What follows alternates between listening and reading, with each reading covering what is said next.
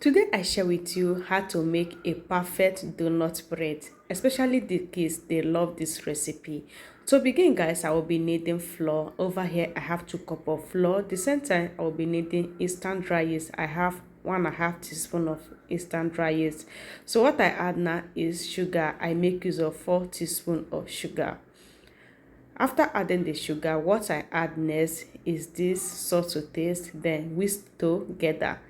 I whisk until all the ingredients get combined. So on this bowl, I'll be adding half cup of fresh milk, then adding just 1 raw egg. On this pan, I'll be melting this butter. I'll just get that melt before I make use of it. After melting, I will have something like this. Now I will just turn it over inside the bowl of milk and egg and mix together. I will just get that whisk like this until it forms beautiful like this. Now I'm going to turn that inside the dry ingredients like this. So all I do now is to use my hand to get that massage. You can still use spatula. I prefer using hand. So I mash that very well until the batter is fluffy and nice. So this process is very important for me to achieve this amazing recipe. I have to mix my batter very well. At this point, you don't need to be adding any other ingredient. No water, no flour, no milk, and no butter. All you got to do is to be mixing until your batter is nice and fluffy. So when you see it sticking on your hand, just be mixing. There is nothing wrong. It's going to get together when the batter is ready. So I will just keep on mixing until the batter is ready. So guys, if you haven't shared yet, what are you waiting for? Share the video so you can follow this process. So now that I'm done mixing it, look at that. So when you press it, it will easily bounce back. That means it's ready. On this bowl, I'm going to add in a little bit of butter. Use it to grease it around, then add in the butter inside the bowl and then cover that to rest for 30 minutes. Just cover and keep it aside until it gets doubled.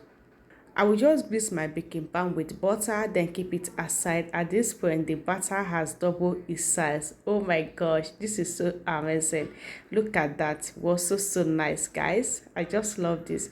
So guys, this is how I get this donut bread. Okay, all I do is to just cut a little bit of it and then use my hand to give that a very tight bust sign like this. I will just tight it so nice, and then after doing that, I transfer that inside the baking pan, and yeah, it's ready. What I do now is to cover that again for 20 minutes to get double like this.